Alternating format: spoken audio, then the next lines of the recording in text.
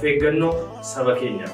Dhibeen vaayirasii koronaa COVID-19 jedhamu rakkoo yeroo ammaa addunyaa keenyaaf biyya keenya mudate ta'uun ni beekama. Maarree dhibee kana ofirraa ittisuuf rakkoo kana maqsuuf gorsa ogeeyyiin jedhan armaan gadii fayyadama. Bakka jirtan maratti yoo xiqqaate tarkaanfii lama walirraa fagaadhaa ta'aa yookaan dhaabbadhaa. Vaayirasiin koronaa tuttuqaa waan darbuuf tasumaa harka waliin fuudhinaa. Yeroo maras dhiqachuun yookaan saanitaayizarii fi alkoolii jarmiiwwaniif baakteeriyaa ajjeesan fayyadamuun qulqullina harka keessanii eeggadhaa. Yeroo qufaatanis ta'e haxxiffattan afaanii fi funyaan keessan harka keessaniin golguun dagatinaa. Nyaata madaalawaa dhukkuba kan akka dandamattaniif isin gargaaru sooradhaa. Dhugaatii alkoolii qaban fayyadamuun humna ittisa qaama keenyaa waan dadhabsiisuuf. Tasumaa dhugaatii alkoolii fi sukkaara qabu dhuguurraa of qusadhaa. Tamboos ta'e araada xuuxamu kan biroos dhiisaa. Tamboo tasuma hin aarsina.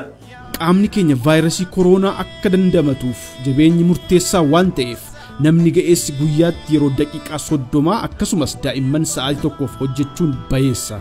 Warri konkolaachiftan foddaa fi keessa konkolaataa keessanii alkoolii yookaan saanitaayizariidhaan qulqulleessuun alatti foddaa sirriitti banuun qilleensi ga'aan akka seenu taasisaa.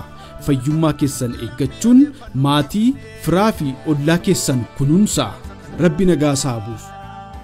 Akka tasaa yoo dhibee kanaan qabamtaniif yookaan mallattooleen dhukkuba kanaa ta'uu danda'an kan akka ho'iinsi qaamaa dabaluu, laagaa keessa dhukkubsachuu, qufaa fi buusaan qaama keessanii laamishaa'uu yoo isinitti dhaga'ameef namoota naannoo keessan jiraniif of eeggannoo cimaa taasisaa yookaan lakkoofsa bilbila tolaa 6955 irratti bilbiluun gargaarsa ogeessaa gaafadhaa. Walumaa galatti dhibee vaayirasii koronaa salphistaniin ilaalinaa garmalee guddistanis of hin cinqinaa. Waan guddaan miira tasgabba'aa ta'een gorsaa fi ajaja ogeeyyii fayyaa akkasumas qaamolee bulchiinsaa nu deeggaran biroo fudhachuudhaan sirriitti hojiirra oolchaa.